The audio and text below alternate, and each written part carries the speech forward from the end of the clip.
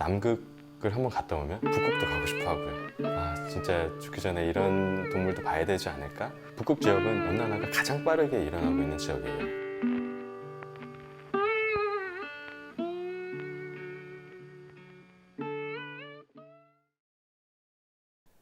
안녕하세요.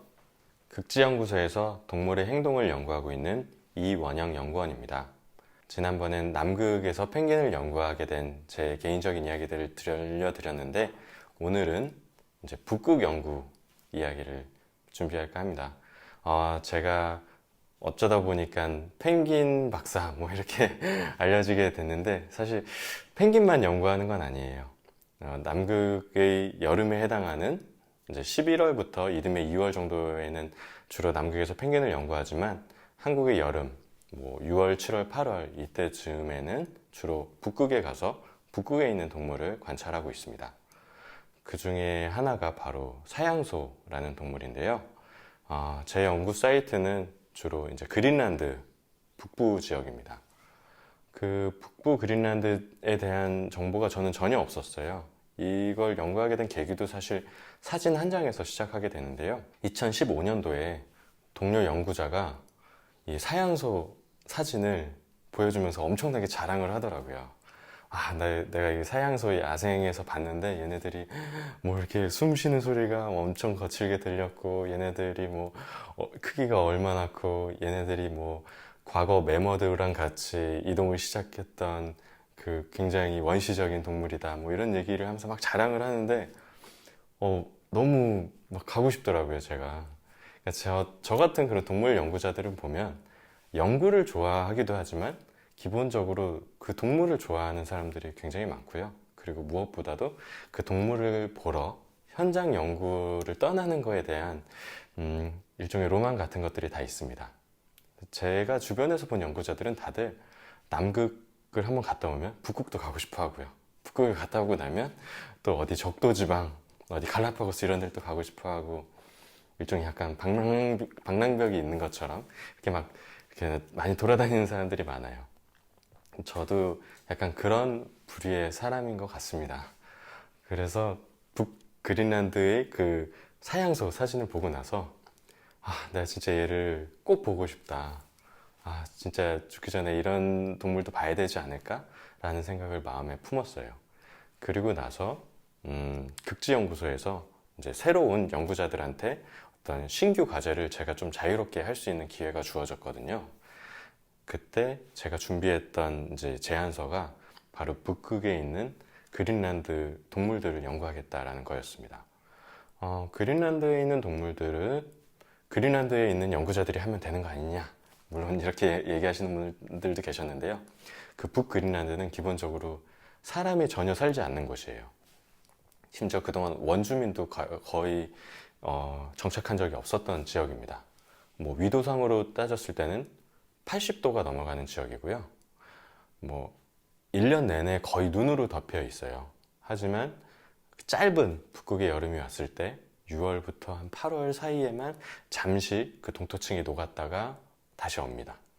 근데 그 기간 동안 이렇게 사양소를 비롯한 여러 동물들이 찾아온다고 하더라고요. 덴마크 연구자들이 가끔씩 그 주변을 가면서 연구한 기록들은 있었습니다. 하지만 정말 그 땅에 내려서 그 동물들과 함께 지내면서 자세한 관찰을 한 건 없더라고요. 그래서 어떻게 보면 저희가 세계에서 처음으로 그 지역에서 아주 자세한 생태 탐사를 하게 된 거죠. 그런 기회가 지난 2016년부터 생겨서 그때부터 매년 이제 여름이면 북극에 가서 연구를 하고 있습니다. 그린란드까지 여기서 막바로 가는 방법은 없어요. 주로 유럽을 거쳐서 노르웨이 북부에 있는 스발바르라고 하는 일종의 관문 섬이죠. 그 스발바르를 거쳐서 다시 한번 비행기를 타고요. 그리고 그린란드에 있는 덴마크 공군기지까지 간 다음에 거기서 다시 비행기를 타고 갑니다. 한 번 출발할 때마다 비행기를 한 5번 정도 이제 갈아타고 가게 됩니다. 그렇게 도착해서 간 곳은 정말 사진으로 보던 것과는 완전 또 달랐어요. 우선 제가 가기 전에 잘 몰랐는데, 아까 그 관문 도시라고 하는 스발바르에 도착했을 때부터 뭔가 심상치가 않았습니다.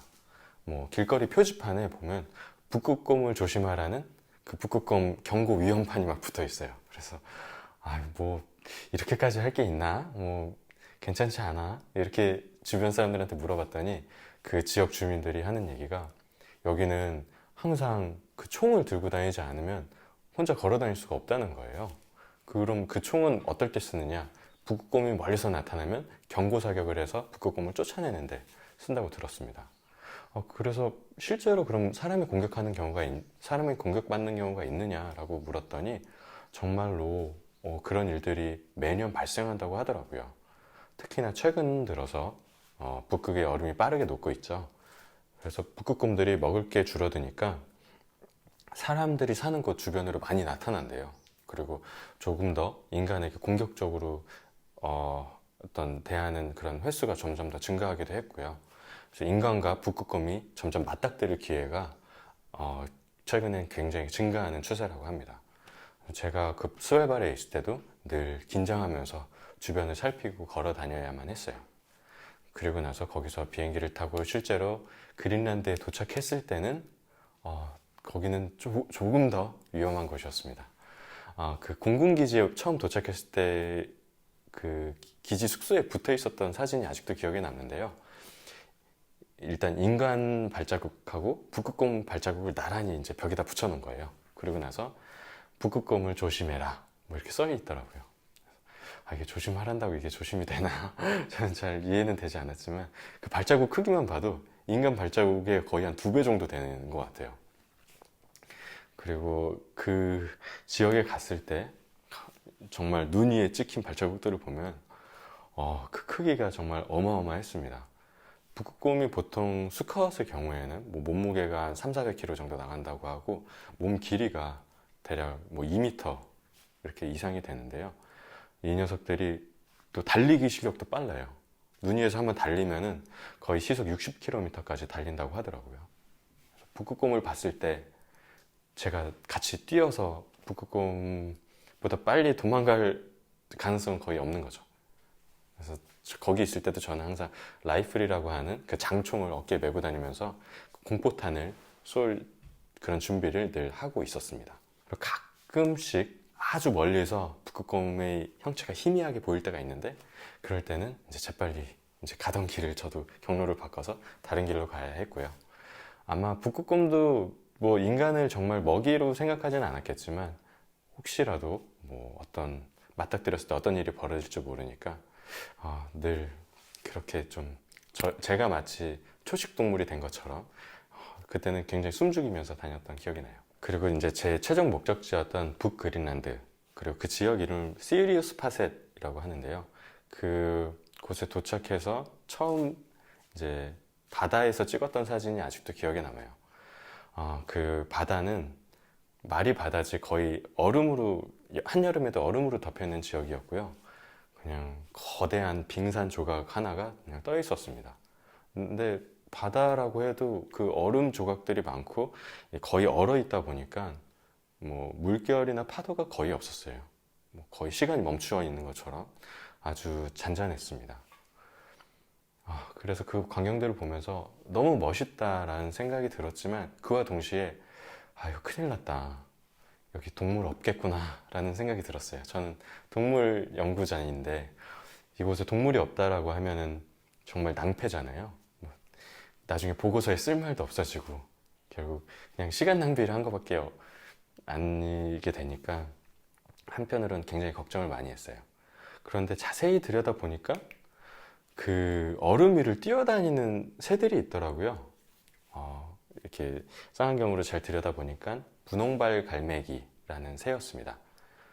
이 분홍발 갈매기는 그 특정 시기가 되면은 이 북극에 있는 아주 그 얼음이 많이 얼려 있는 지역에 와서 깃가리라는 걸 해요. 깃가리를 한꺼번에 다 하기 때문에 깃가리를 하는 동안은 날지를 못합니다. 그러면 포식자들한테 노출될 가능성이 더 높겠죠. 뭐 혹시라도 늑대나 북극곰들이 나타나면 금방 잡아먹힐 수도 있어요. 그렇기 때문에 이 녀석들은 해빙 위에서 잔뜩 모여서 이렇게 깃가리를 하고 있었습니다. 그러다가 저 같은 인간이 나타나니까 화들짝 놀라면서 우르르 뭐 수영을 또 막 하면서 막 도망가더라고요. 그래서 분홍발 기러기는 있어서 다행이다. 그렇다면 분홍발 기러기가 있다는 얘기는 분홍발 기러기가 먹이로 하는 다른 식물들도 있지 않을까라고 생각해서 그 주변을 샅샅이 살펴봤죠. 그랬더니 과연 그곳엔 많은 식물들이 있었습니다. 뭐 이끼뿐만 아니라 현화 식물들도 굉장히 많았어요. 뭐 스발바르 양귀비, 그리고 북극 장구채, 그리고 북극 황새풀, 이런 꽃밭이 펼쳐진 지역들이 있었어요. 그래서 와, 여기는 과연 북극이라고 하기는 좀 어려운데? 라고 생각이 들 정도로 아주 화려한 꽃들이 이곳저곳에서 관찰이 됐습니다. 그리고 그 꽃들이 핀다는 얘기는 그 꽃을 먹으러 오는 벌과 나비도 있다는 얘기겠죠. 그 나름의 생태계가 아주 짧은 북극의 여름이지만 정말 폭발적으로 막 풍성해지고 있었어요. 그래서 이런 북극의 여름이 되면 그 먹이를 먹으러 이제 좀 중위도 지역에 있던 동물들이 많이 날아오겠구나라는 생각이 들었죠. 더군다나 그곳엔 나무들도 있었는데요. 북극에 웬 나무냐 이렇게 생각할 수 있겠지만 키가 작은 다년생 식물들이 있어요. 그러니까 보통 북극이라는 정의를 했을 때 수목 한계선을 기준으로 잡을 때가 많습니다. 더 이상 나무가 보이지 않는 한계선을 넘어가면 그때부터는 북극이라고 하는 거죠. 근데 아까 지금 나무가 있다고 했잖아요. 이렇게 생각하실 수 있는데 여기서 말하는 나무는 사람의 허리 정도의 높이가 되는 나무만을 의미해요. 그러니까 제가 북극에서 본 나무들은 다 이제 키가 작은 나무들입니다. 바닥에 거의 붙어서 자라는 나무들이에요. 그래서 마치 이 녀석들은 위로 자라는 게 아니라 옆으로 자라게 모습이 생겼습니다.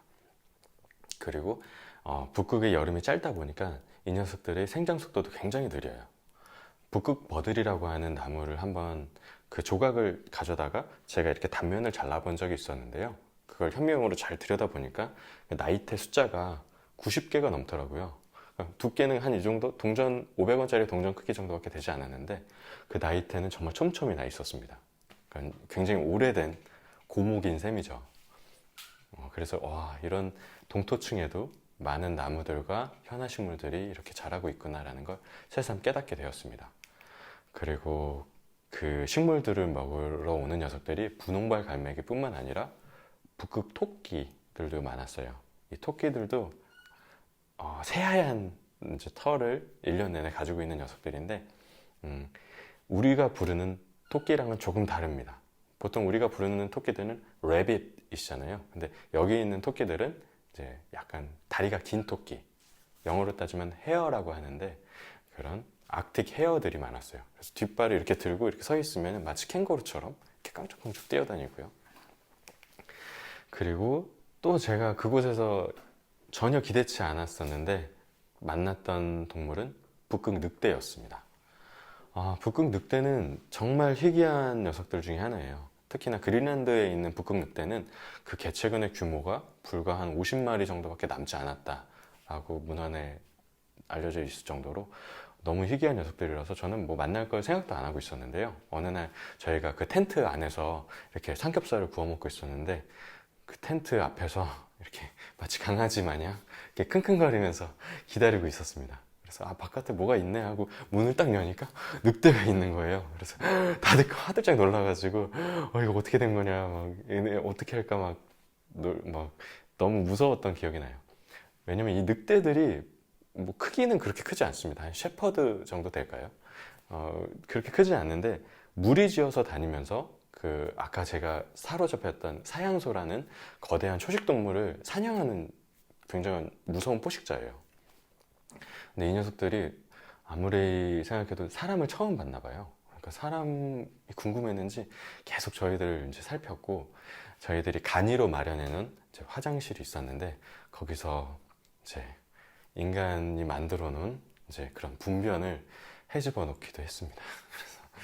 그래서 얘네들이 진짜 뭐 똥을 좋아하는구나 라는 생각이 들었고요. 그래서 그 다음부터는 이제 그런 음식물을 조심했어야만 했었어요. 그리고 이제 또 저는 생태학자다 보니까 그때 또 들었던 생각은 늑대를 연구해야겠다 라고 하면서 늑대가 만들어 놓은 분변을 또 찾아다니기 시작했습니다.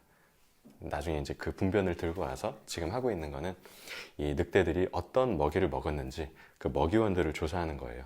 이제 잘 흐트러뜨려서 현미경에서 어떤 뼈 조각들이 보이는지, 사양소 털이 있는지, 뭐 아니면 북극토끼의 털이 있는지, 조류의 깃털이 보이는지 이런 것들입니다.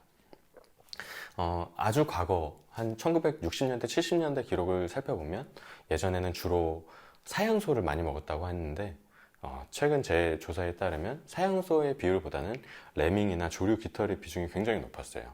아마도 이 북극 늑대들도 굉장한 생태계의 변화를 느끼면서 먹이 환경의 변화를 함께 느끼는 게 아닐까 하는 생각을 조심스럽게 하고 있습니다. 그리고 또 북극 지역에서 새롭게 발견된 조류들도 많이 있었는데요. 기존의 북그린란드에는 살지 않을 거라고 예상했던 긴 발톱 메세나 붉은 배 지느러미발 도열을 제가 처음으로 보고하기도 했어요. 그리고 이 지역이 제가 살펴보니까 식생이 너무 풍부한 거예요. 그래서 위성사진으로 자세하게 들여다보니까 과연 이곳은 마치 북극의 오아시스다라고 부를 수 있을 정도로 식생이 짧지만 굉장히 폭발하는 그 생태학적인 의미가 굉장히 높은 지역이다라는 걸 알게 되었고 그걸 어떤 덴마크 조류학회지에 보고하기도 했습니다. 이런 연구들을 통해서 북극의 연구가 굉장히 앞으로도 중요해질 것이다 라고 생각이 들었고요. 북극 지역은 특히나 전 세계에서도 그 글로벌 워밍, 온난화가 가장 빠르게 일어나고 있는 지역이에요. 앞으로 어떤 장기적인 관점에서 이 지역을 어떤 거점 삼아서 어떤 온난화에 따른 생태계의 변화를 연구할 계획을 가지고도 있습니다. 다음 시간에는 북극과 남극에서 일어나고 있는 이런 온난화의 결과 동물들이 어떻게 생활하고 있는지 그걸 조금 더 자세하게 설명해 드리도록 하겠습니다. 그럼 이만 안녕히 계세요.